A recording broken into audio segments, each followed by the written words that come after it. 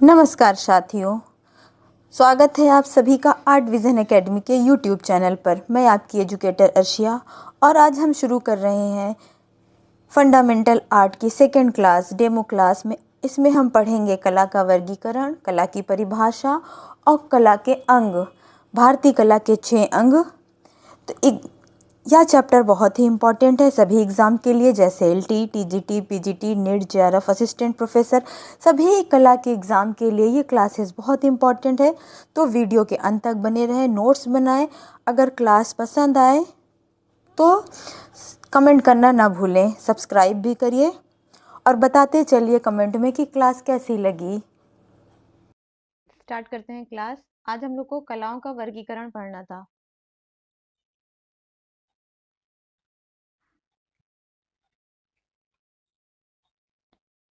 कलाओं के वर्गीकरण को कई टाइप से डिवाइड किया गया है और कई अलग अलग सौंदर्य शास्त्रियों ने डिवाइड किया है। तो हम लोग कलाओं के वर्गीकरण को देखते हैं आज। उस दिन हम लोगों ने कला क्या है देखा था, कला का अर्थ और कला का सर्वप्रथम प्रयोग कहाँ कहाँ पर किस ग्रंथ में हुआ है, ये सारी चीजें पढ़ी थी। आज हम लोग देखेंगे कि कला का वर्गीकरण कैसे होता है। कला का वर्गीकरण, पहले कला को 2 पार्ट में डिवाइड किया जाता है। जब जब तक प्रागैतिहासिक काल और सिंधु सभ्यता थी तब तक कलाओं का विधिवत कहीं पे भी साहित्य नहीं लिखा गया था, तो तब तक की कोई बात ही नहीं। जब वैदिक साहित्य आता है तो वैदिक साहित्य में जितने भी सारे पुरातत्ववेत्ता, जितने भी सारे लोग आते हैं, साहित्य को लिखने की कोशिश करते हैं। उन्होंने सबसे पहले क्या लिखा था, पहले कलाओं का डिवाइड 2 पार्ट में किया था। पहले प्रकृति को बोला कि जो प्रकृति बनी है वो भी तो एक कला है, तो क्या किया, 2 पार्ट में डिवाइड किया। देव शिल्प जिसे प्राकृतिक कहा जाता है, दूसरा मानव शिल्प। देव शिल्प प्रकृति को ही ब्रह्मांडीय शिल्प कहा गया है, कॉस्मिक आर्ट कहा गया। लेकिन प्रकृति यानी देव शिल्प यानी ईश्वर की कला को क्या कोई मानव के अंदर इतनी क्षमता है कि ईश्वर के द्वारा बनाई गई कलाओं का डिवाइड कर सके? नहीं। तो वो जो देव शिल्प थी, कॉस्मिक आर्ट थी, उसको वहीं एज इट इज छोड़ दिया गया, उसमें कोई भी डिवीजन नहीं किया। फिर आती है मानव शिल्प। मानव शिल्प को साहित्यकारों ने क्या किया, 2 पार्ट में डिवाइड किया। पहले नंबर पे कारुशिल्प, दूसरे नंबर पे चारुशिल्प। कारुशिल्प में उन सारी कलाओं को रखा जो उपयोगी है, उपयोगी यानी जिससे हम धनोपार्जन कर सके, अपनी जीविका का अर्जन कर सके, उन सारी कलाओं को उपयोगी कला, चारुकला या उदार कलाएं कही गई। फिर चा कारुकला, फिर चारुकला की बात आती है। चारुकला को ललित कला कहा गया। ऐसी कला जो हमारे इंद्रियों को सिर्फ प्रसन्नता दे, इंद्रियों के लिए हो, वो ललित कलाएं हुई। बाकी जो हमें धन का अर्जन करने में और हमारी जीविका को चलाने में हमें सहायता दे, वो कौन सी हो गई, कारुकला हो गई। और बंगाल शैली में कारू संगठन का, कारू का किसने स्थापना की थी, तो नंदलाल बोस ने। उस समय जो वहां के गरीब आर्टिस्ट थे जिनके पास पैसे की थोड़ी तंगी थी, तो उन्होंने, नंदलाल बोस ने कारू संघ की स्थापना की थी। वहां पे आर्टिस्ट क्या करते, अपने चित्रों को बना के उससे सेल कर सकते थे, बेच सकते थे और अपनी जीविका का को नया रूप दे सकते थे। फिर है जब कारुशिल्प, उदार कलाओं को भी ऐसे ही छोड़ दिया गया। फिर हम आगे क्या पढ़ेंगे, हम पढ़ते हैं ललित कला यानी चारुशिल्प को। चारुशिल्प को अलग अलग तरह से, अलग अलग तरह से डिवाइड किया गया है। पहले पॉइंट में हम देखेंगे तो कारुशिल्प, चारुशिल्प को देश काल या सापेक्ष कहा गया। देश काल सापेक्ष का मतलब होता है स्थिर और गतिशील कला। ऐसी कलाएं जिसको हम स्थिर और गतिशील के रूप में, कलाएं सारी वही है लेकिन डिवीजन का अलग वो माध्यम हो गया। पहले हम स्थिर और गतिशील, स्थिर वही कलाओं को स्थिर और गतिशील के रूप में डिवाइड करेंगे, जिसको देश सापेक्ष या काल सापेक्ष कहा जाता है, जिसमें चित्र, मूर्ति और स्थापत्य है। चित्र, मूर्ति, स्थापत्य ये क्या है, स्थिर कलाएं होती हैं। स्थापत्य कला भी स्थिर है, मूर्ति कला भी स्थिर है, चित्रकला भी। फिर हमारी आती है काल सापेक्ष जो गतिशील होती है, जैसे जो सहज कलाएं होती है जिसमें मानव की आवश्यकता पड़ती है, तो वो कौन सी हो गई, काव्य हो गई।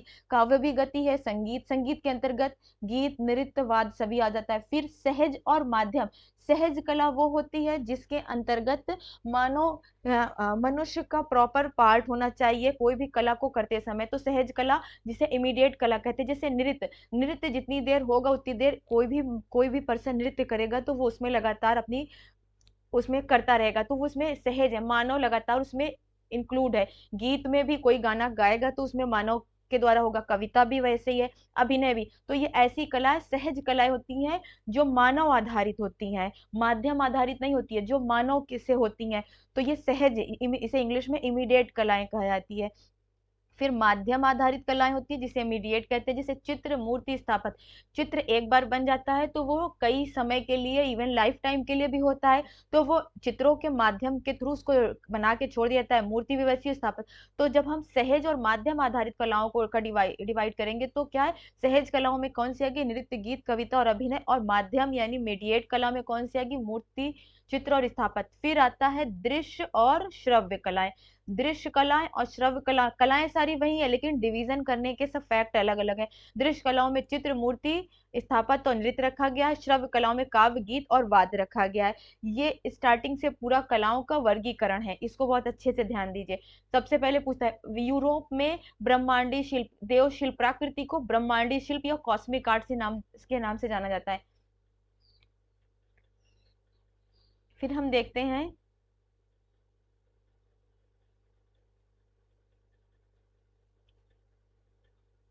फिर हम कला को अपने अध्ययन के अकॉर्डिंग देखते हैं कि कला हमारे अध्ययन के अकॉर्डिंग कितने टाइप से डिवाइड होती है। तो सबसे पहले कला है। कला के दो पार्ट, कैसे, उपयोगी कला और ललित कला। उपयोगी कला फिर यहीं से खत्म हो गई, जिसे अभी हम लोग पीछे पढ़े हैं, उपयोगी कला कहीं नहीं है। फिर ललित कला। ललित कला के कितने पार्ट, दो पार्ट, एक दृश्य कला, दूसरा मंची कला। दृश्य कला के कितने पार्ट, दृश्य कलाओं को पांच, वास्तुकला, मूर्ति कला, व्यवहारिक कला, चित्रकला, छायांकन कला, इतने पार्ट में डिवाइड किया। फिर व्यवहारिक कला के अंतर्गत कौन सी कला आई, ग्राफिक कला। यूजीसी नेट का जो पेपर देते हैं उन लोगों को ये सब पढ़ना, ग्राफिक भी पढ़ना पड़ता है, व्यवहारिक भी, चित्र, मूर्ति। लेकिन टीजीटी के लिए, पीजीटी के लिए थोड़ा कम पढ़ा जाता है, तो इसीलिए ये कलाओं का वर्गीकरण है। क्या है, वर्गीकरण हमारे अध्ययन के अकॉर्डिंग। पहले कलाओं के कितने पार्ट हैं, दो पार्ट है, उपयोगी कला और जिसी को हम कारू और चारू कहते हैं। यहाँ पे उपयोगी और ललित कला है। ललित कला को भी दो पार्ट में, दृश्य कला और मंची कला। फिर दृश्य कलाओं में वास्तुकला, मूर्ति कला, व्यवहारिक कला, चित्रकला और छायांकन कला। अब हम देख, अगर क्वेश्चन पूछे ग्राफिक कला किसके अंतर्गत आती है, तो ग्राफिक कला पहले व्यवहारिक कला के अंतर्गत आएगी। व्यवहारिक कला के बाद वो दृश्य कला के अंतर्गत आएगी, डायरेक्ट नहीं आ जाएगी दृश्य कला में। यहाँ तक समझ में आया सबको, आगे बढ़े। जी मैम। फिर है प्राचीन भारत में प्राकृति से कला को, प्राचीन भारत में प्राकृति, हमारी जो प्राकृति है उससे कला को पृथक करने के लिए प्राकृति को क्या कहा गया, देवशिल्प कहा गया, जिसे ब्रह्मांडी कला या कॉस्मिक आर्ट भी कहा गया। अर्थात देवताओं या ईश्वर द्वारा निर्मित कला माना गया है। और किसी भी मानव के अंदर इतनी क्षमता तो नहीं है कि वो देवताओं या ईश्वर के द्वारा निर्मित कला को डिवाइड कर सके, उसका वर्गीकरण कर सके, तो इसीलिए उस कला को एज इट इज वहीं पर छोड़ दिया गया। फिर आती है मानवीकृत कला को, जिसे मानव शिल्प कहा गया और उसका क्या किया गया, प्रॉपर वर्गीकरण किया गया। देव शिल्प को ही यूरोप में कॉस्मिक आर्ट कहते हैं। अभी हम पीछे बता के आए कि देव शिल्प को ही यूरोप में क्या कहा जाता है, कॉस्मिक आर्ट। ये पूछा जाता है कि देव शिल्प को या प्राकृतिक शिल्प को यूरोप में क्या कहा जाता है, तो कॉस्मिक आर्ट। लेकिन भविष्य में केवल मानवीय प्रयास द्वारा, कौन सा, बाद में साहित्यकारों ने ये माना कि जो मानवीय प्रयास से जो कलाएं बनती है उसी को कला कहा जा सकता है। ऐसी कलाओं को जो ईश्वर के द्वारा बनाई गई सृष्टि है उसको कला के अंतर्गत नहीं रखते हैं, तो उसको छोड़ देते हैं। तो मानवीय प्रयास के द्वारा बनाई गई कृतियों को ही किसमें, कलाओं की श्रेणी में रखा गया, जो वर्तमान तक जारी है। मानव शिल्प को पुनः दो भागों में, किसमें, कारू और चारू, दो में। कारू मतलब उपयोगी, चारू मतलब ललित कला।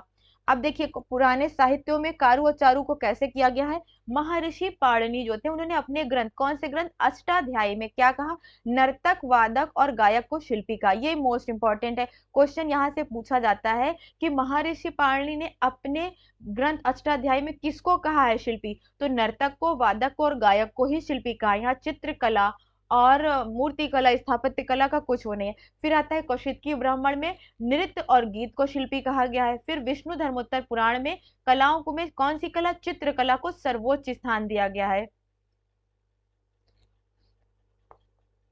यूरोप में फाइन आर्ट, जिसे ललित कला कहा गया है, और क्राफ्ट को उपयोगी कला कहा गया है। उपयोगी कलाओं को ही यूरोप में कौन सी, उदार कला भी कहा जाता है। उपयोगी कला को यूरोप में क्या कहा गया, उदार कलाएं कही गई है। यूरोप में 18वीं शताब्दी में सौंदर्य शास्त्रियों ने कलात्मक कार्यों को कितने पार्ट में डिवाइड किया, तीन पार्ट में। यूरोप, वेस्टर्न की बात की जा रही है कि वेस्टर्न में समय कौन सा था, 18वीं शताब्दी थी। 18वीं शताब्दी में यूरोप में जो सौंदर्य शास्त्री हुए थे, उन्होंने कलात्मक कार्यों को, जो कला हो रही थी उस समय, उन कार्यों को कितने, 3 भागों में विभाजित कर दिया। कौन कौन सी? सबसे पहले उन्होंने किया सौंदर्यात्मक लक्ष्य से, ऐसी कला जिसका लक्ष्य ही क्या है, सौंदर्य हो, उससे संबंधित कला को किस में रखा, ललित कला में रखा, फाइन आर्ट। तो ललित कला, फाइन आर्ट किसके अंतर्गत आ जाएगी, सौंदर्यात्मक लक्ष्यों के अंतर्गत आएगी। ऐसी कला जिसका उद्देश्य ही क्या है, सौंदर्यता है। फिर दूसरी कला आएगी नैतिक कार्य आचरण से, जिसे आर्ट ऑफ कंडक्ट कहा गया है। जो नैतिकता होती है वो भी एक टाइप की कला मानी गई है यूरोप में, कि नैतिकता और आचरण भी क्या है, कला है। फिर आती है उपयोगी कला, उदार कला, जिसे लिबरल आर्ट कहते हैं। तो यूरोप में इन तीनों कलाओं को क्या माना गया, 18वीं शताब्दी में सौंदर्य शास्त्रियों के द्वारा इसको क्या किया है, इसको डिवाइड किया गया है। पहले नंबर पे सौंदर्यात्मक, जिसके अंदर ललित कला, और हम लोग इसी का अध्ययन करते हैं। नैतिक कार्य हमारे बिहेवियर में होता है, उपयोगी कार्य हमारे काम में होता है, जिससे हम अपनी आजीविका को चलाते हैं। तो ये दोनों हमारे लाइफ स्टाइल में शामिल हो गया, और सौंदर्य हमारा ललित कला गया, जिसको हम अपने सौंदर्य के लिए, अपने मनोभावों के लिए यूज करते हैं। नेक्स्ट क्वेश्चन अब आता है हिगल। सबसे ज्यादा क्लासिफिकेशन, वर्गीकरण में हिगेलियन क्लासिफिकेशन बहुत ज्यादा इंपॉर्टेंट है, और उसी को पढ़ा भी जाता है। तो यहाँ पे क्या है, हिगेल ने फाइन आर्ट को कितने, 5 भागों में डिवाइड किया है, जिससे हिगेलियन क्लासिफिकेशन ऑफ फाइन आर्ट कहा जाता है।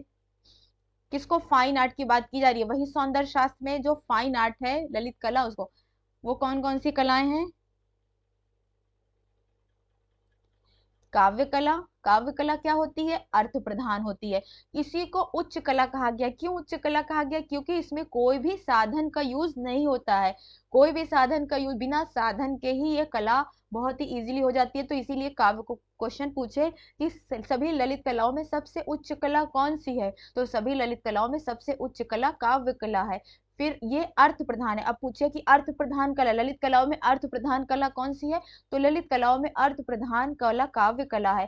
फिर आता है संगीत कला। संगीत कला कौन सी है, ध्वनि प्रधान कला है। तो याद रखना है, संगीत कला, ध्वनि प्रधान। अब इन दोनों कलाओं को क्या कहा गया है, मंची कलाएं कहा गई है। मंची कला बोलिए या श्रव्य कला बोलिए, दोनों हो जाएगा, क्योंकि ये दोनों मंच पे होती हैं, और श्रव्य सुनने वाली हैं। फिर आता है हमारा चित्रकला। चित्रकला, मूर्तिकला और स्थापत्य। स्थापत्य कला को निम्न कला की श्रेणी में क्यों रखा गया, क्योंकि इसमें सबसे अधिक साधन की जरूरत पड़ती है, इसीलिए इसको सबसे निम्न कलाओं में। अब देखिए यहाँ पे सबसे उच्च कला काव्य कला, सबसे निम्न कला स्थापत्य कला, इन दोनों कलाओं को याद रखना है। यहाँ से क्वेश्चन बनता है कि ललित कला में, हिगेलियन क्लासिफिकेशन के अकॉर्डिंग ललित कला में सबसे उच्च कला की श्रेणी में कौन सी कला है, और सबसे निम्न श्रेणी की कला में। और ये तीनों कलाएं देखी जा सकती है, इसलिए इनको दृश्य कला के रूप में रखा गया है। फिर है हीगेल ने, अब हीगेल ने और भी, अब यहाँ पे हीगेल ने और भी कलाओं का कई तरह से वर्गीकरण किया है। तो हीगेल ने समस्त विश्व की, पूरी विश्व की कलाओं को कितने, 3 भागों में बांटा है। पहला प्रतीकात्मक है, दूसरा शास्त्रीय, तीसरा स्वच्छंद है। अब प्रतीकात्मक में इन्होंने क्या रखा है, सिंबॉलिक, जिसे वास्तुकला कहते हैं। जैसे इसके एग्जाम्पल में मिस्र के पिरामिड को मान लीजिए, मिस्र के पिरामिड में इन्होंने क्या रखा है, प्रतीकात्मक, सिंबॉलिक, वास्तुकला को रखा है। फिर दूसरा आती है शास्त्रीय कला। हम कहते हैं ना कि वेस्टर्न की शास्त्रीय कला या भारत की शास्त्रीय कला किसे कहेंगे, आप बताए, कोई भारत की शास्त्रीय कला का 1-2 एग्जांपल दें। किसी को पता है भारत की शास्त्रीय कला कौन सी है, कोई भी कला हो बताइए, गलत सही कुछ भी बताइए, बताइए तो सही। नहीं पता किसी को, भारत की शास्त्रीय कला, किसी भी देश की शास्त्रीय कला वो होती है जिस कला का अनुसरण सारी बाद की सारी कलाएं की करती हों, तो उसी कला को शास्त्रीय कला कहते हैं। तो भारत की ऐसी कौन सी कला है जिसका अनुसरण सारी बाद की कलाएं करती हैं, बताइए, दिमाग लगाइए, कौन सी कला है भारत की।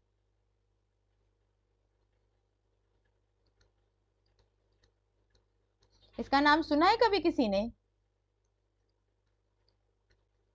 गुप्त काल की कला। ये कौन सी है, ये हमारे भारत की शास्त्रीय कला कहलाती है। अजंता की कला, गुप्त काल की कला। इसी कलाओं को बाद में जितनी भी कलाएं आई हैं, वो चाहे मध्यकाल की कला हो, चाहे मुगल काल की कला हो, चाहे राजपूत हो, चाहे पहाड़ी हो, जितनी भी कलाएं हैं वो क्या होती हैं, ये सारी कलाओं का अनुसरण करती हैं, इनकी नकल ही करके इन्हीं को फॉलो करती हैं। तो ये भारत की क्या कहलाती हैं, शास्त्रीय कला कहलाती हैं। वैसे वेस्टर्न आर्ट की शास्त्रीय कला कौन सी, ग्रीक की, यूनान की कलाएं, रोमन कलाएं शास्त्रीय कला कहलाती है।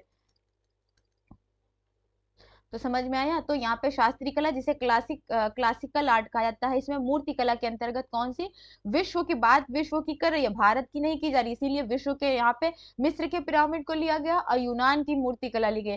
फिर स्वच्छंद आता है जिसमें रोमांटिक कला है, जिसमें चित्र, काव्य और संगीत को रखा गया है।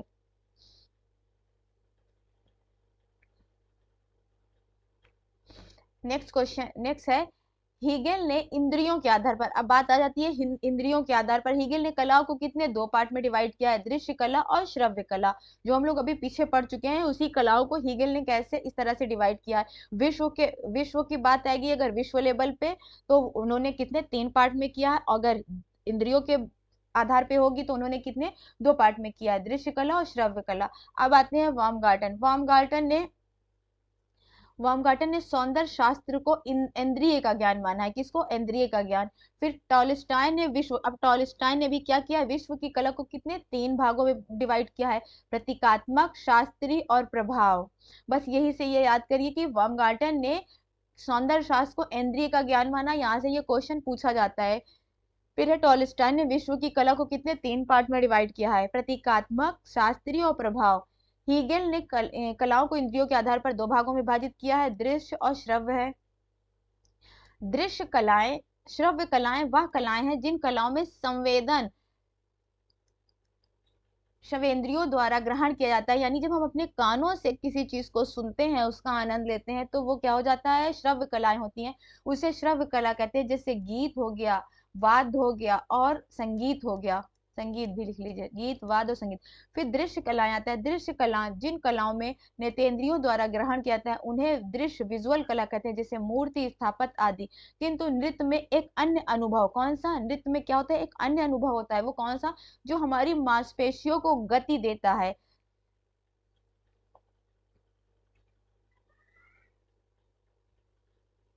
नेक्स्ट है, जिन कलाओं में सामग्री नया रूप क्या करती है, कोई भी सामग्री हो नया रूप ग्रहण कर लेती है, उन कलाओं को क्या कहा जाता है, जिन कलाओं में सामग्री नया रूप ग्रहण कर ली, उन कलाओं को रूपांकर, रूपरत अथवा प्लास्टिक आर्ट कहा जाता है। ये याद करिए कि सामग्री जब नया रूप ग्रहण कर लेती है तो उसको प्लास्टिक आर्ट या रूपांकर या रूपरत कलाएं कहते हैं। हम ललित कला, यहाँ से फाइन आर्ट को पढ़ेंगे। इसमें मुख्यतः दृश्य कलाओं को मंचीय कलाओं में शामिल किया जाता है। जैसे ललित कला शब्द अंग्रेजी के किस से बना है, फाइन आर्ट से बना है, जिसका हिंदी रूपांतरण क्या होता है, ललित कला होता है, फाइन आर्ट। फाइन आर्ट शब्द का निर्माण किससे, फ्रेंच के बियोक्स आर्ट से हुआ है। ये इंपॉर्टेंट है कि फाइन आर्ट शब्द आया कहाँ है, तो फ्रेंच, कौन से भाषा का, फ्रेंच भाषा का शब्द है, जिसे हम क्या कहते हैं, बियोक्स आर्ट कहते हैं। यह शब्द सुंदर से संबंधित होता है, अर्थात उन सभी कलाओं को ललित कलाएं कहा जाता है जो सुंदर की अभिव्यक्ति करती हैं। फिर आता है, भारतीय दर्शन के अनुसार भगवान शिव ने महाशक्ति रूप महामाया से प्रेरित होकर जगत की सृष्टि की थी। शिव की लीला सहचरी थी और सहचरी होने के कारण क्या कहा गया था, महामाया, ललिता कहा गया था। इसी से ललित कला की क्या मानी जाती है, उत्पत्ति मानी जाती है, कि ललित कला की उत्पत्ति साहित्यों में किससे हुई थी, तो ललिता से हुई थी, महामाया ललिता से। फिर गोस्वामी तुलसीदास के अनुसार, गोस्वामी तुलसीदास ने क्या कहा था, जन रंजन सज्जन प्रिया एह, अर्थात अनुभव, सौंदर्य जिस पुनर्विधान से हमारी आत्मा का विकास हो, सौंदर्य के जिस पुनर्विधान से, विधान है एक पुनर्विधान से हमारी आत्मा का विकास हो, हमारा मन प्रसन्न हो, हमारे चेतन सजीव हो, वही क्या कहलाती है, वही ललित कलाएं कहलाती है। फिर आता है कला की परिभाषा।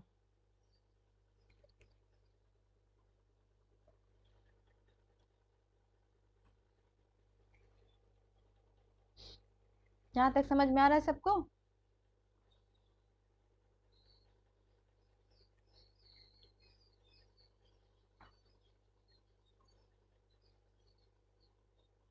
कला की परिभाषा, कला की परिभाषा क्या है, पहले कला सत्य की अनुकृति है, ये वाली परिभाषा मोस्ट इंपॉर्टेंट है, याद रखना है। सत्य की अनुकृति है, तो सत्य की अनुकृति फिर कला सत्य की अनुकृति है, किसने कहा था? ये ऊपर वाली प्लेटो ने। कला सत्य से 2 या 3 गुना दूर है, ये भी किसने कहा था? प्लेटो ने कहा है। नकल बुरी चीज है, सभी कलाएं नकल करती हैं, इसीलिए सभी कलाएं क्या है? बुरी है। तो ये यहाँ से यहाँ तक सत्य की अनुकृति है, फिर सत्य की अनुकृति है। कला सत्य से 2 या 3 गुना दूर है, प्लेटो। नकल बुरी चीज है, सभी कलाएं नकल करती हैं, इसीलिए सभी कलाएं बुरी है। ये सारी कलाएं किसे है? सारे कथन किसके हैं? प्लेटो के हैं। तो ये कथन बहुत अच्छे से याद करना है। कला सत्य की अनुकृति है, कला सत्य की अनुकृति है। कला सत्य की अनुकृति है। बात यहाँ अनुकृति वर्ड है, अगर अनुकरण वर्ड आ जाएगा तो अरस्तु हो जाएंगे। कला सत्य से 2 या 3 गुना दूर है, ये भी प्लेटो का है। नकल बुरी चीज है, सभी कलाएं नकल करती है, इसीलिए क्या है? सभी कलाएं नकल है, इसीलिए सभी कलाएं क्या है? बुरी हैं। फिर नेक्स्ट है कला अनुकरण है। अनुकृति की बात आएगी तो प्लेटो, और अनुकरण की बात आएगी तो अरस्तु। कला क्या है? अनुकरण है, ये किसने कहा था? अरस्तु ने कहा है। कल्पनाओं की अभिव्यक्ति कला है, किसने कहा था? तो शैलेंद्र ने कहा था। हमारी जो कल्पना है, हमारे मन के अंदर जो कल्पनाएं होती है, जब उन कल्पनाओं का हम क्या करते हैं? अभिव्यक्ति करते हैं, तो वो अभिव्यक्ति क्या कहलाती है? वो अभिव्यक्ति जब हम करते हैं तो उसी को कला कहते हैं। ये किसका कथन है? शैले का। ये सारे कथन पूछे गए हैं। कला बाह्य भाव की, जो हमारे बाहरी भाव है, उन बाहरी भाव को, जब हम बाहरी किसी चीजों को देखते हैं, देखने के बाद हमारे मन में कुछ चीजें उत्पन्न होती है, कुछ भाव उत्पन्न होता है, उसी भाव को हम क्या कहते हैं? देखते हैं, और उसी को किसी पेपर पे अभिव्यक्त करते हैं, तो वो कला कहलाती है। कैसे? जैसे मान लीजिए प्रभाववाद के कलाकार है, प्रभाववाद के कलाकार बाहरी चीजों से तो प्रभावित हुए थे, उन्होंने बाहरी चीजों को देखा, नेचर को देखा, उसी नेचर से प्रभावित हुए, तो और उसी नेचर से प्रभावित होकर अपने मन के भावों की, बाह्य भाव, जो भाव बाहर बाहर से देख के उत्पन्न हुए थे, उसी की जब अभिव्यक्ति किए, तो वो क्या बन गई? उनकी कला बन गई। तो ये कथन किसका है? क्रोचे का। क्रोचे के अनुसार बाह्य भाव है, शैले के अनुसार कल्पना है, जो हम कल्पना करते हैं उसकी अभिव्यक्ति क्या कहलाती है? कला कहलाती है। क्रोचे के अनुसार कला बाह्य भावों की अभिव्यक्ति है। फिर है महान सत्य की प्रतिकीर्ति, ऐसा जो बहुत महान सत्य है, और उसी सत्य की जब हम प्रतिकीर्ति करते हैं, उसी सत्य का अनुसरण करते हैं, कीर्ति प्रस्तुत करते हैं, वही क्या कहलाती है? कला। जैसे महान सत्य क्या? ये प्राकृति क्या है? महान सत्य। उसी प्राकृति का जब हम पेपर और कैनवास पे चित्र बनाते हैं, तो उसका क्या करते हैं? प्रतिकीर्ति करते हैं, और उसी को जो प्रस्तुत करते हैं, उसी प्रस्तुत करने को ही क्या कहा जाता है? कला की सबसे बड़ी समस्या, ये गेटे ने कहा था। नेक्स्ट है कुछ भी देव शिल्पो, यानी प्रकृति की प्रतिरूप अनुकृति है, वही शिल्प है। शतपथ ब्राह्मण में क्या क्या, मतलब जो कुछ भी देव शिल्प यानी ईश्वर के द्वारा बनाई गई जो भी कीर्ति है, जो ब्रह्मांडी कला है, कॉस्मिक आर्ट है, उन ब्रह्मांडी कला, कॉस्मिक आर्ट, देव शिल्पों की, यानी प्रकृति की जो प्रतिरूप है, जो नकल है, अनुकृति है, वही क्या है? शिल्प है, वही कला है। शतपथ ब्राह्मण में ये कहा गया है। फिर है कला आदि भौतिक सत्ता। क्या? कला आदि जो भौतिक, जो संसार की भौतिक वस्तुएं हैं, वो सारी भौतिक वस्तुएं, भौतिक सत्ता को व्यक्त करने का माध्यम क्या होता है? कला। ये हीगेल ने कहा है कि कला आदि भौतिक सत्ता को अभिव्यक्त करने का माध्यम है कला। फिर नेक्स्ट कथन किसका है? कला ईश्वरी कीर्ति है। कला क्या है? ईश्वर की कीर्ति है। ईश्वर की कीर्ति के प्रति मानव आह्लाद की अभिव्यक्ति है, मतलब जो ईश्वर की कीर्ति है उसी के प्रति मानव जो अपनी अभिव्यक्ति करता है, उसी को क्या कहते हैं? कला कहते हैं। ये कथन किसका है? रस्किन का है। कला में मनुष्य अपनी अभिव्यक्ति करता है। फिर रविंद्रनाथ टैगोर ने कहा कि मनुष्य किसी चीज की अभिव्यक्ति नहीं करता, वो खुद की उसके मन में कैसी भी अच्छी बुरी कैसी भी अभिव्यक्ति है, उसी को जब वो अभिव्यक्त करता है तो वही कला है। तो जब अपनी बात आएगी कि मनुष्य अपनी अभिव्यक्ति करता है, वहां पे रविन्द्रनाथ टैगोर हो जाएंगे। फिर अभिव्यक्ति ही कुशल शक्ति है। क्या? अभिव्यक्ति ही क्या है? कुशल शक्ति है। किसने कहा था? मैथिली शरण गुप्त ने कहा है कि अभिव्यक्ति ही क्या है? कुशल शक्ति है। फिर एक कला आदमी को क्या देती है? अभिव्यक्ति देती है। कला आदमी को अभिव्यक्ति देती है। पीएन चोयल ने कहा है, किसको? आदमी को अभिव्यक्ति। जब अपनी बात आए, कला अपनी अभिव्यक्ति करती है, रविन्द्रनाथ टैगोर। कला आदमी को अभिव्यक्ति देती है, पीएन चोयल। जिस अभिव्यंजना में आंतरिक भाव का, जिस अभिव्यक्ति या अभिव्यंजना में कौन सा? मन के अंदर का आंतरिक भाव का प्रकाशन हो, प्रकाशन का मतलब कैनवास पे जो चित्रण हो और कल्पना का योग रहता है, वह कला है। किसने कहा था? श्याम सुंदर दास ने। फिर माइकल एंजेलो आते हैं। माइकल एंजेलो का कथन थी कला ईश्वर के महान कार्यों की झलक है। मतलब कला क्या है? जो ईश्वर ने महान कार्यों को इस संसार को बना के किया है, उसी संसार को बनाने के लिए अनुकरण जो भी करता है वही क्या है? कला है। तो माइकल एंजेलो का कथन था कि ईश्वर के महान कार्यों की क्या है? कला के माध्यम से लोग झलक देखते हैं ईश्वर के महान कार्यों की। Michael Angelo. कला एक ऐसा सत्य है जिससे कला एक ऐसा असत्य है, यहाँ पे असत्य है। कला एक ऐसा असत्य है जिससे सत्य का बोध होता है। वो किसने कहा था? पिकासो ने कहा था। इसको असत्य कर लीजिए। कला एक ऐसा असत्य है जिससे सत्य का बोध हो, वो क्या है? पिकासो है। कला आत्मा की ईश्वरी संगीत है। महात्मा गांधी ने कहा है कि कला क्या है? हमारे आत्मा के अंदर जो ईश्वर की संगीत है वही कला कहलाती है। अपने भावों को क्रिया, रेखा, रंग, ध्वनि द्वारा इस प्रकार अभिव्यक्त करना कि उसे देखने या सुनने वाले के मन में वही भाव जाग जाए, वो क्या है? कला है। मतलब एक चित्रकार है, चित्रकार किस भाव से उसके अंदर क्या है? अपने भाव को किसके द्वारा? रेखा के द्वारा, रंग के द्वारा, ध्वनि के द्वारा। अगर मान लीजिए एक संगीतकार है, उसने क्या किया? उसने एक सैड सॉन्ग गाया, तो सुनने वाले के मन में भी वो सैड भावना उत्पन्न होना चाहिए, तभी तो। मान लीजिए किसी ने कविता किया, बहुत खुश वाला, बहुत प्रसन्नता वाली कविता बोली, या किसी विशिंग वाली कविता बोली, तो सुनने वाले के मन में भी वही प्रसन्नता, वही विशिंग आनी चाहिए।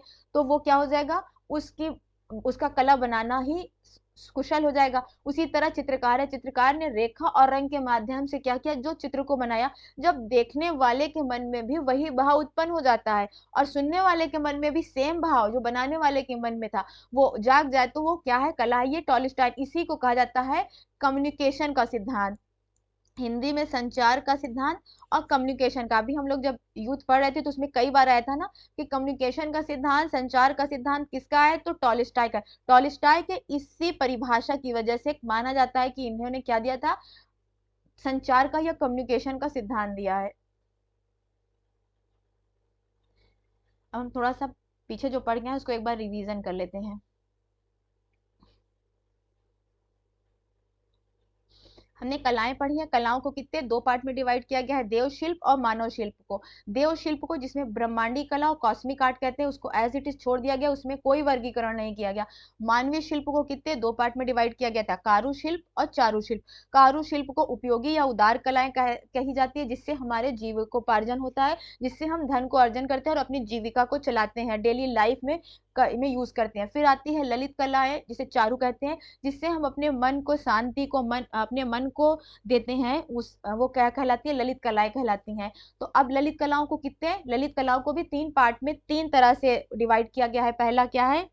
पहला है देश काल सापेक्ष, जिसे स्थिर और गतिशील कहते हैं। स्थिर कला के अंतर्गत चित्रकला, मूर्तिकला, स्थापत्य कला आता है। फिर गतिशील, जिसे काल सापेक्ष कहते हैं, उसके अंदर काव्य, संगीत और वाद्य नृत्य आता है।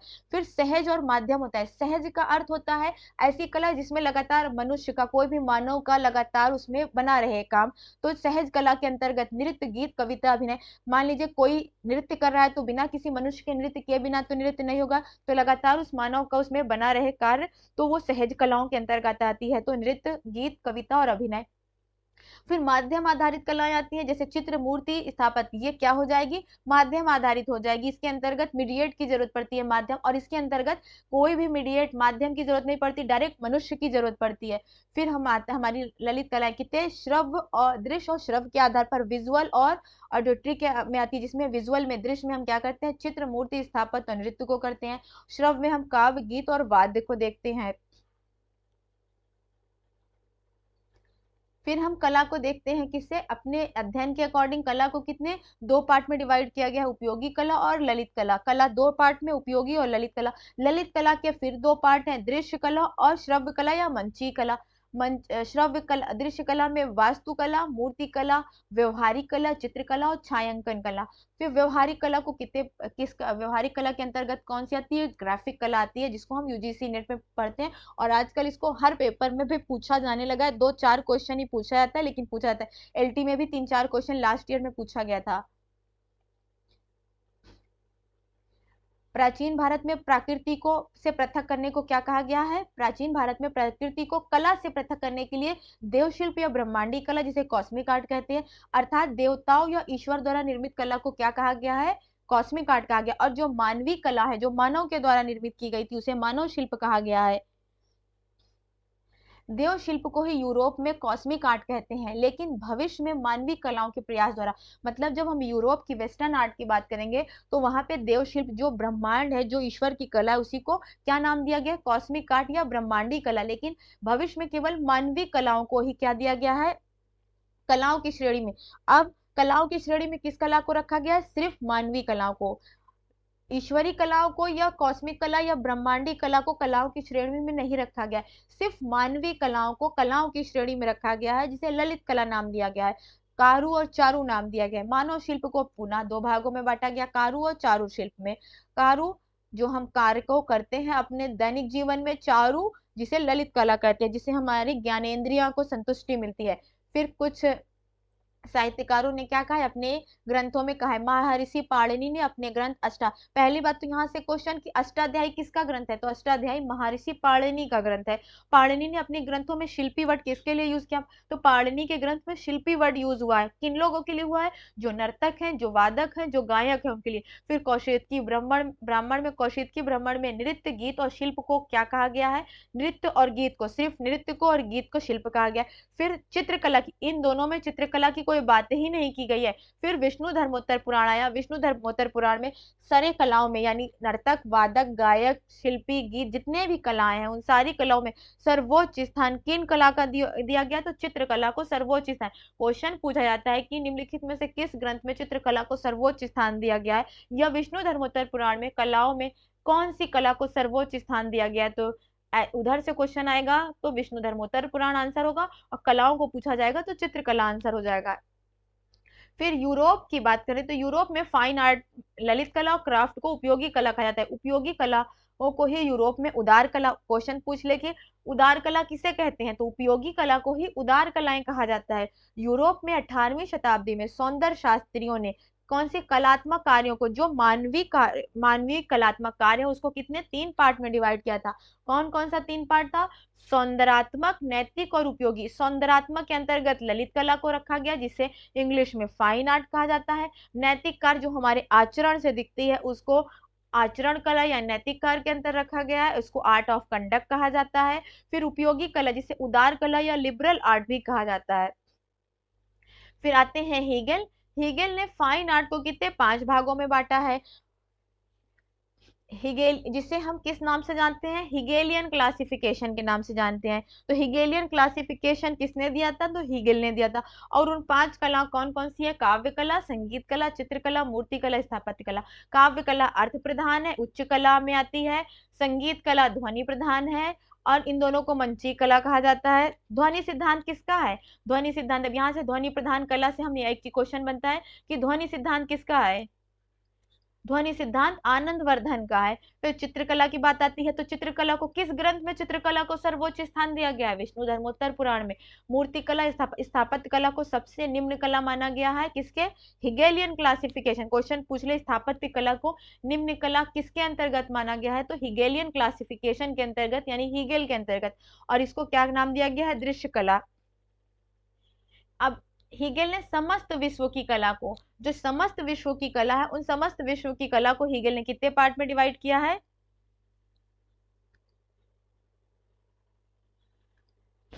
हीगेल ने समस्त विश्व की कला को कितने पार्ट में? 3 पार्ट में, प्रतीकात्मक, शास्त्रीय और स्वच्छंद। याद रखना है, समस्त विश्व की कला को हीगेल ने 5 पार्ट में डिवाइड किया है। समस्त विश्व की कला को हीगेल ने 3 पार्ट में डिवाइड किया है, प्रतीकात्मक, शास्त्रीय और स्वच्छंद। प्रतीकात्मक जिसे सिंबॉलिक भी कहते हैं, इसी के अंतर्गत वास्तुकला आती है, जो जैसे कि मिस्र के पिरामिड वास्तुकला में आते हैं और सिंबॉलिक में आते हैं। शास्त्रीय कला के अंतर्गत मूर्ति कला, जैसे यूनान की मूर्ति कला है। स्वच्छंद के अंतर्गत रोमांटिक कला, जिससे चित्र, काव्य और संगीत आती है। फिर हीगल ने इंद्रियों की बात आएगी अगर कि हीगल ने इंद्रियों के आधार पर कितने पार्ट में डिवाइड, फाइन आर्ट को इन्होंने 5 पार्ट में डिवाइड किया गया है। इंद्रियों के आधार पर इन्होंने कितने 2 पार्ट में डिवाइड किया है, किसे, दृश्य कला और श्रव्य कला को, दृश्य कला और श्रव्य। और आप लोग ये पढ़ ही चुकी हैं कि दृश्य कला के अंतर्गत कौन कौन सी कलाएं आती है और श्रव्य कला के अंतर्गत कौन कौन सी कलाएं आती है, सबसे पहले पेज में वही समझाए।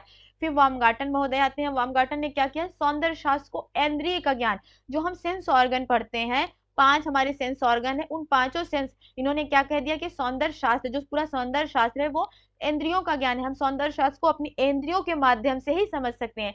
फिर टॉलस्टॉय महोदय आए। टॉलस्टॉय ने कहा कि विश्व की कला को कितने भागों में, पूरे विश्व की बात कर रहे हैं, पूरे विश्व की कला को हम 3 पार्ट में डिवाइड कर सकते हैं, पहले प्रतीकात्मक, फिर शास्त्रीय, फिर प्रभाव। ये अभी बताए हैं कि हीगल ने इंद्रियों के आधार पर 2 वर्ग में कहा है, दृश्य और श्रव्य। श्रव्य कलाएं वह कला, बात श्रव्य की आती है जहां से हमारी कौन सी इंद्रियां, कान, श्रव्य सुनने वाली इंद्रियां का यूज होता है। श्रव्य कलाएं, जिन कलाओं में संवेदन श्रवेंद्रियों द्वारा ग्रहण किया जाता है उन्हें श्रव्य कला कहते हैं, जैसे गीत, वाद्य और संगीत। दृश्य कला, जिन कलाओं में नेत्रेंद्रियों द्वारा ग्रहण किया जाता है उन्हें दृश्य विजुअल कला कहते हैं, जैसे मूर्ति, स्थापत्य आदि। किंतु नृत्य एक ऐसी कला है, देखिए नृत्य कला की बात, नृत्य सिर्फ विजुअल कला में नहीं आएगी, नृत्य ऐसी कला है जिसके अंतर्गत हमारी मांसपेशियां भी गति करती हैं, तो इसीलिए इसको एक अन्य कला अनुभव में रखा गया है। किंतु नृत्य में एक अन्य अनुभव विशेष महत्वपूर्ण है जो हमारी मांसपेशियों की गति से संबंधित है।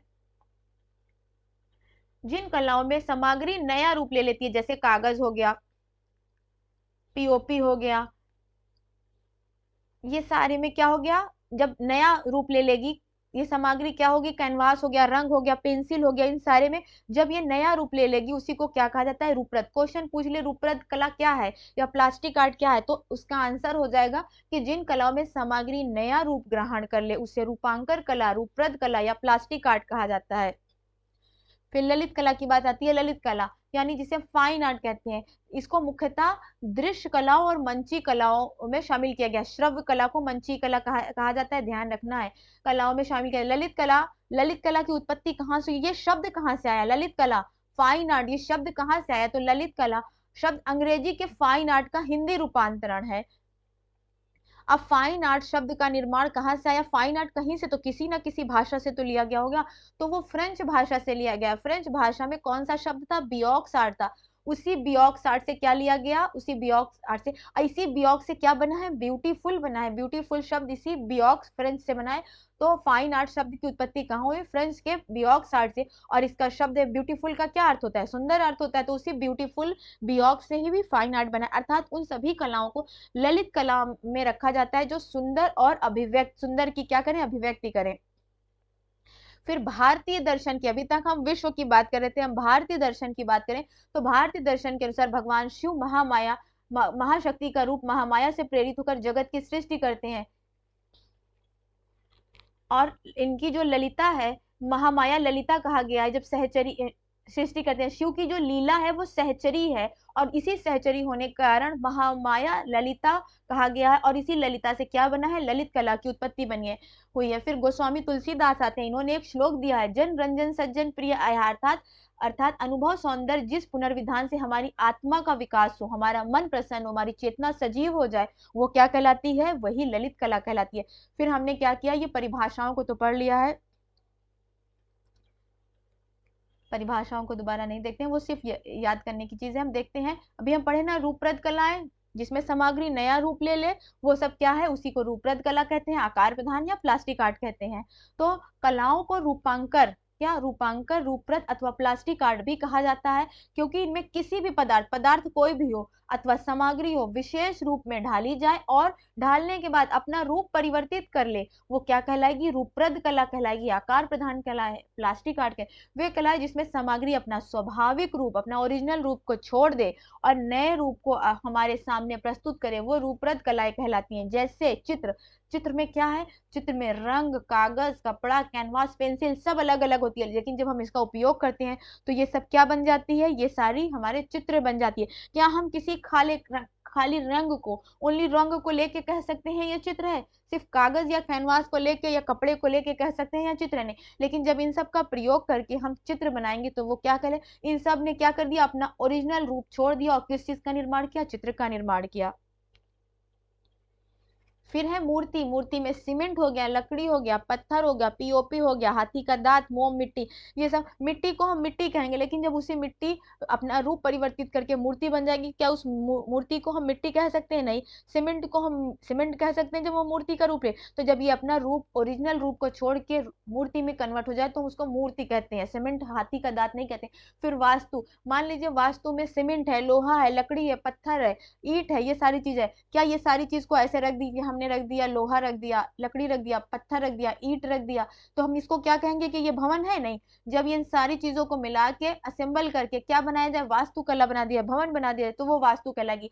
इन रूपरत कलाओं को उचित रूप प्रदान करने के लिए क्या है, अब ये सारी जितने भी वस्तुएं, ये सारे जितने भी वस्तुएं हैं और इससे भी अधिक और भी सारी आदि वस्तुओं को प्राचीन साहित्य में कुछ सिद्धांतों का वर्णन किया गया है। मतलब इन सारी वस्तुओं को संयोजित करने के लिए, संयोजित करके कला का, शिल्प का, किसका, कला का या शिल्प का निर्माण करने के लिए किस चीज का, कुछ सिद्धांतों का वर्णन किया गया। कहाँ पे?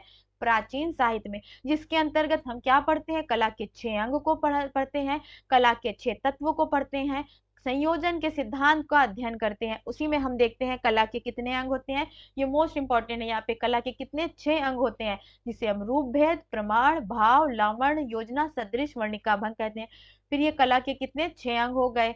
फिर हम बात करते हैं कला के 6 तत्वों की। कला के 6 तत्वों में रेखा, रूप, रंग, तान, पोत, अंतराल। फिर संयोजन के सिद्धांत, इस संयोजन हम किसका कर रहे हैं, कला का संयोजन कर रहे हैं ना, उन सारी कलाओं का। कला में चित्रकला हो गई, मूर्ति कला, वास्तुकला, जो भी कलाएं हो गई, उन सब का जब हम संयोजन करते हैं, आपसी सामंजस्य बिठाते हैं उनका, वो क्या कहलाता है, संयोजन का सिद्धांत कहलाता है। जैसे सहयोग, जैसे सारे रेखा, रंग, रूप, तान, पोत, अंतराल में आपसी सहयोग होनी चाहिए या एकता होनी चाहिए, ये सहयोग के साथ एकता है। फिर सामंजस्य होना चाहिए, संतुलन होना चाहिए, प्रवाह होना चाहिए जिसे लय भी कहते हैं, प्रभाविता होनी चाहिए, प्रमाण जिसे अनुपात होना चाहिए। ये होता है क्या, ये मोस्ट इंपॉर्टेंट है, इसको अच्छे से रट लीजिए। ये क्या है, कला के 6 अंग, कला के 6 तत्व, संयोजन के सिद्धांत, ये भी 6 हैं। कला के 6 अंग, ये अच्छे से रूप भेद, प्रमाण, भाव, लावण्य, योजना, सदृश, वर्णिका, भंग, रेखा, रंग, रूप, तान, पोत, अंतराल, सहयोग, सामंजस्य, संतुलन, प्रवाह, प्रभाविता, प्रमाण, ये याद कर लीजिए, मोस्ट इंपॉर्टेंट। यहाँ से 2-3 क्वेश्चन, 4 क्वेश्चन तो आ ही जाते हैं। नेक्स्ट आता है, ये जो हमारा आया कला के 6 अंग, कला के 6 अंग से क्या बन गया, षडंग। षडंग यानी श मतलब 6, अंग, षड मतलब 6 और अंग मतलब अंग, 6 अंग, कला के 6 अंग, इसी को हम क्या कहते हैं, षडंग। ये षडंग का मतलब है, इसका संधि विच्छेद करेंगे संस्कृत में तो षड मतलब 6, अंग मतलब अंग, 6 अंग। कौन है 6 अंग इसका, अभी देखते हैं। षडंग का सर्वप्रथम प्रयोग किसने, यशोधर पंडित की पुस्तक जयमंगला में किया गया था, और षडंग पर आधारित श्लोक भी इसी में वर्णित है। अब ये श्लोक कौन सा है, श्लोक सब लोग रट लीजिए, जिसको संस्कृत में ना समझ में इंग्लिश में देख लीजिए। रूप भेदा प्रमाणानि भाव लावण्य योजनम सदृशकम वर्णिका भंग चित्र इति षडंकम, इति चित्र षडंकम, रूप भेदा प्रमाणानि भाव लावण्य योजनम सदृशम वर्णिका भंग इति चित्र षडंकम। फिर यशोधर पंडित ये कौन थे, ये 11वीं शताब्दी में जयपुर के राजा जय सिंह के दरबार में रहते थे। पहली बात तो यशोधर पंडित थे कौन, तो ये एक पंडित थे, और ये कहाँ रहते थे, 11वीं शताब्दी के समय की बात। ये जयपुर के राजा जय सिंह के दरबार में रहते थे। इन्होंने काम सूत्र का टीका किसके, जय मंगला नाम से किया, जिसे आधुनिक भारत में किस नाम से, षडंग नाम से सर्वप्रथम व्याख्या अवनीन्द्रनाथ टैगोर ने 6 लिम्बस ऑफ पेंटिंग नामक पुस्तक में किया था। और 6 लिम्बस ऑफ पेंटिंग में किस भाषा में किया था, तो बांग्ला भाषा में किया था। और ये पुस्तक 1921 ईस्वी में Indian society of oriental art में प्रकाशित हुई थी। किस नाम से, इसे शिल्प षडंग नाम से आज भी जाना जाता है। फिर है चीनी विद्वान, अभी हम लोग जब कला का साहित्य पढ़ रहे थे तो ये सारे क्वेश्चन को पढ़े थे। चीनी विद्वान विद्वान कौन थे, शीहो। किस सदी में, 5वीं सदी में। क्या नाम था इनकी पुस्तक का, कु हुआ पिन लूम। ये क्या नाम है, चीनी षडंग का। जैसे भारतीय षडंग का नाम है 6 लिम्बस ऑफ पेंटिंग, उसी तरह चीनी षडंग का क्या नाम है, चीनी षडंग का नाम है कु हुआ पिन लू। किसने लिखा था, शीहो ने लिखा था। ये समय क्या है, 5वीं शताब्दी का। फिर है अंग्रेजी भाषा में, अंग्रेजी भाषा का इसका सर्वप्रथम अनुवाद। अब सबसे पहले इसको षडंग संस्कृत में लिखा गया, संस्कृत में लिखा गया, संस्कृत वाले संस्कृत पढ़ लिए। फिर उसके बाद अवनीन्द्रनाथ टैगोर ने इसको बांग्ला में लिख दिया, लेकिन अभी भी इंग्लिश में और हिंदी में तो इसका वो था। तो फिर स्टेला क्रैमरिश आई, इन्होंने क्या किया, इसको पढ़ा और पढ़ने के बाद इसको अंग्रेजी भाषा में लिख दिया। अंग्रेजी भाषा के बाद आनंद किंटिस कुमार स्वामी आए, इन्होंने लिख दिया। फिर उसके बाद हिंदी में अभी भी इसका अभाव था, तो षडंग का हिंदी भाषा में व्याख्या महादेव शाह एवं रिद्धमन शाह ने किया था। ये इंपॉर्टेंट है, देख लीजिए। अब कला के 6 अंग में सबसे पहला अंग देखिए, ये देखिए हम यहाँ पे रूप भेद। तो सबसे पहले हम ऐसे सारे सारे अंगों को पढ़ेंगे। सबसे पहले रूप भेद को पढ़ेंगे, फिर प्रमाणानी को पढ़ेंगे, फिर भाव को पढ़ेंगे, फिर लावण्य को पढ़ेंगे, सदृश को पढ़ेंगे, वर्णिका अभंग को पढ़ेंगे, सारे को पढ़ेंगे। तो सबसे पहले हम किसको देखते हैं? रूप भेद को देखते हैं। रूप भेद को ये अवनींद्रनाथ टैगोर के अनुसार इनकी व्याख्या है। तो रूप भेद को क्या कहा जाता है? दृष्टि का ज्ञान कहा जाता है। क्वेश्चन पूछ ले दृष्टि का ज्ञान किसके अंतर्गत आता है, तो षडंग के अंतर्गत आता है या रूप भेद के अंतर्गत। देखे गए रूपों में भिन्नता रूप भेद के अंतर। नॉलेज ऑफ अपीयरेंस क्या है? षडंग का एक पार्ट है जिसे रूप भेद कहते हैं। किसी भी रूप का अपना आकार, रंग एवं स्वभाव होता है। इन्हीं के आधार पर विभिन्न रूपों में किए जाने वाला भेद क्या कहलाता है? रूप भेद कहलाता है। फिर चित्र के आधार पर अनेक आकृतियां संयोजित होकर रूप का निर्माण। जब हम चित्र का देखते हैं तो चित्र के आधार पर अनेक आकृतियां क्या होती हैं? संयोजित होती हैं। संयोजित होकर क्या करती हैं? रूप का निर्माण करते हैं। इन्हीं आकृतियों की विविधता के आकार पर क्या कहा जाता है? रूप निर्भर करता है। जैसे विष्णु धर्मोत्तर पुराण है। अब हम विष्णु धर्मोत्तर पुराण की बात करें तो विष्णु धर्मोत्तर पुराण में चित्रों को कितने पार्ट में डिवाइड किया गया है? तो विष्णु धर्मोत्तर पुराण में चित्रों के 4 भेद बताए गए हैं। आप देखिए कितने भेद? 4 भेद। सत्य, वर्णिक, नागर। ये मोस्ट इंपॉर्टेंट लाइन है, इसको याद रखना है। पूछता है, अभी हम इसको दिखाएंगे, क्वेश्चन भी पूछा है। सत्य, वर्णिक, नागर। अब सत्य मतलब क्या होता है? वर्णिक, नागर, मिश्र। ये वर्णिक है। सत्य, वर्णिक, नागर, मिश्र। यहाँ पे क्या होगा? प्रिंट थोड़ा सा टाइपिंग मिस्टेक है। सत्य, वर्णिक, नागर, मिश्र। सत्य का मतलब होता है यथार्थ से। जब हम यथार्थता की बात करते हैं, रियलिस्टिक की बात करते हैं, तो वहां सत्य हो जाएगा। फिर वर्णिक की बात करें तो यहाँ पे क्या हो जाएगा? अलंकारिक हो जाएगा। जब हम अपने चित्रों में अलंकारिक की बात करें तो वो क्या हो जाता है? वो वर्णिक हो जाता है। फिर नागर की बात आएगी तो नागर का अर्थ होता है शास्त्रीय नियमों पर आधारित हो जाता है। फिर हम मिश्र की बात करते हैं तो सत्य, वर्णिक, नागर, मिश्र का जब मिश्रण होता है तो वो क्या हो जाता है? वो मिश्र हो जाता है। यथार्थ, अलंकारिक और शास्त्रीय नियमों का मिश्रण ही क्या कहलाता है? मिश्र कहलाता है। तो विष्णु धर्मोत्तर पुराण में चित्रों के कितने भेद बताए गए हैं? 4 भेद बताए गए हैं। सत्य, वर्णिक, नागर, मिश्र। सत्य का मतलब होता है यथार्थ, वर्णिक का मतलब होता है अलंकारिक, नागर का मतलब होता है शास्त्रीय नियम और मिश्र का मतलब होता है इन सभी का मिश्रण। फिर आता है नेक्स्ट है अभिलाषिता चिंतामणि। अभिलाषिता चिंतामणि जिसको हम मानसोल्लास भी कहते हैं, इसमें चित्र के कितने भेद बताए गए हैं? 5 भेद। विद, अविद, रस, धूलि, भाव। अब इसमें क्या कहा गया है? विद किसे कहते हैं? विद चित्र है जिसमें दर्पण के समान समानता हो। दर्पण के समान समानता। दर्पण के समान समानता समझते हैं मतलब ऐसा जैसे हम अपने फेस को दर्पण में देखते हैं हूबहू दिखता है, वो समानता। जब चित्रों में ऐसी समानता आए कि दर्पण के समान लगे, वो विद कहलाता है। और अविद वो होता है जो काल्पनिक होता है, उसको अविद कहते हैं। फिर है रस, जिसमें रस की उत्पत्ति होती है, रसों की अभिव्यक्ति हो,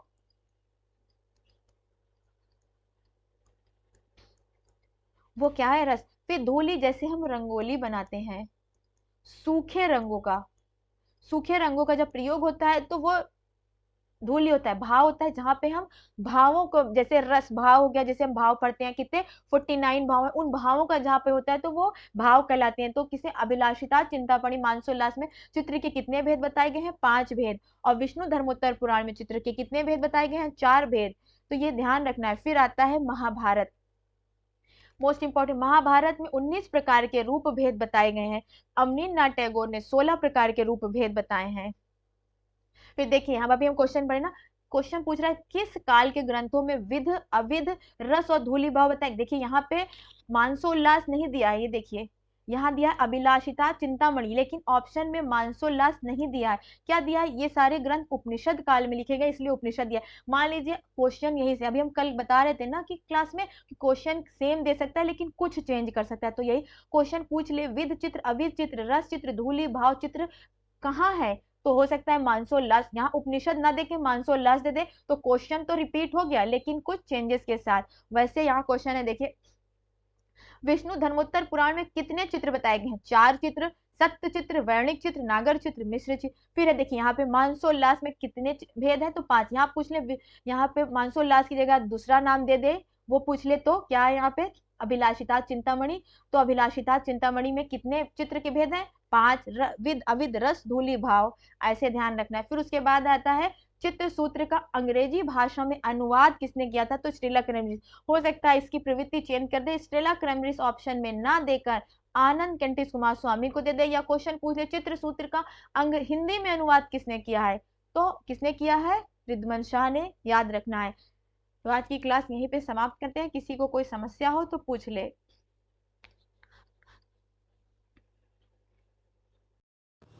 तो साथियों, आज की क्लास हमने फंडामेंटल आर्ट को पढ़ा है। अगर यह क्लास आपको यूज़फुल लगी हो तो लाइक ज़रूर कीजिएगा और कमेंट करना ना भूलिए। चैनल को भी सब्सक्राइब करिए और वीडियो को ज़्यादा से ज़्यादा लोगों तक शेयर करिए। जैसा कि आपको पता है कि यह हमारी डेमो क्लास थी। अगर आप हमारी क्लास से जुड़ना चाहते हैं तो दिए गए नंबरों पर संपर्क कर सकते हैं। Thank you.